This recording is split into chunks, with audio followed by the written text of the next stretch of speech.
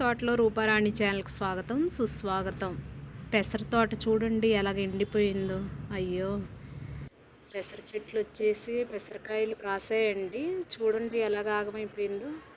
పీకేస్తే ఇలాగా కుండీలో నాటితే నాటుకుంటాయేమోనని చెప్పేసి నేను ఇలాగ కుండీలో వేసాను. కానీ ఒకసారి పెసర చెట్లు పీకేసిన తర్వాత ఇంకా వేసినా కానీ నాటుకోవంటండి, ఇంక తీసేయడమేనంట. కానీ నేను నాటుకుంటాయేమోనని చెప్పేసి ఇలా వేసాను. అన్ని పెసరకాయలు ఉన్నాయి కదా, కొంచెం ముదురుతాయేమోనని. నిన్న మంకీ వచ్చేసి మొత్తం పెసరకాయలన్నీ కూడా తినేసిందండి.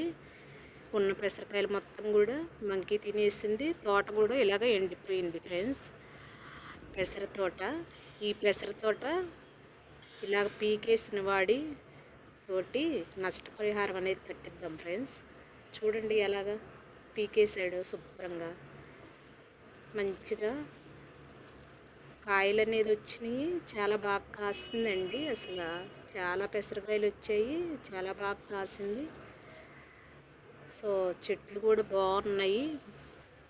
మొత్తం కూడా చేతికి వచ్చే టయానికి పంట అనేది ఇలాగ అయిపోయింది. వర్షం వస్తుంటుంది కదా, వర్షం వస్తే పంట చేతికి వచ్చే టయానికి ఆగమైపోతూ ఉంటుంది, వర్షాలు వరదలు వచ్చేసి. అలాగే ఏంటంటే ఇది కూడాని చేతికి వచ్చే టయానికి ఆగమైంది ఫ్రెండ్స్. అంటే ఎప్పుడు ఏం జరుగుతుందన్నది మన చేతుల్లో ఉండదు. నేను కొన్ని పెసరకాయలు అనేది కోసాను, ఇంకా ఉన్నాయి కదా తర్వాత కోద్దాంలే అని చెప్పేసి ఉంచానండి. ఇలాగా మొక్కలన్నీ పీకేయడం జరిగింది. ఈ మొక్కలు అనేది నేను ఇందులో నాటాను, ఎండిపోయినాయి.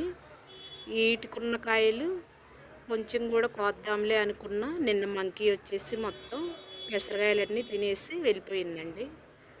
సో ఇలాగా ఏంటంటే పెసర తోట అనేది ఎండిపోయింది ఫ్రెండ్స్, చూసారా. ఇలాగేంటంటే పొలాలు వేసిన చేతికొచ్చే టయానికి ఇలా జరిగితే ప్రాణం అనేది ఎలాగ పోతుంది అన్నది నేను ఎక్స్పెక్ట్ చేశానండి. అంటే పంట చేతికి వచ్చిన టయానికి ఇలాగా ఇదవటం నాకు చాలా బాధ అనిపించింది. అలాగే ఏంటంటే పంట కూడా ఏమన్నా ఆగమైపోతే రైతులు అనేది చాలా బాధపడతారని కూడా ఎగ్జాంపుల్ ఫ్రెండ్స్ ఇది. చూసారా చేతికి వచ్చినాయి కాయలు కోద్దాం అనుకున్నా, కొన్ని కోసానండి, ఇంకా ముదరలేదు కదా అని ఉంచాను. పంటంతా ఆగమైపోయింది. ఇప్పుడు ఈ పంటని పీకేసిన వాడితోటి నష్టపరిహారం అనేది కట్టిస్తాను ఫ్రెండ్స్. చూడండి ఎలాగ పీకేశాడు మొక్కలన్నీ. మా ఇంట్లో ఏమైనా చెయ్యాలి అని ఉంటే అది మొక్కలే కాదండి, ఏవైనా కానీ ఇలానే ఆగం చేసేస్తాడు.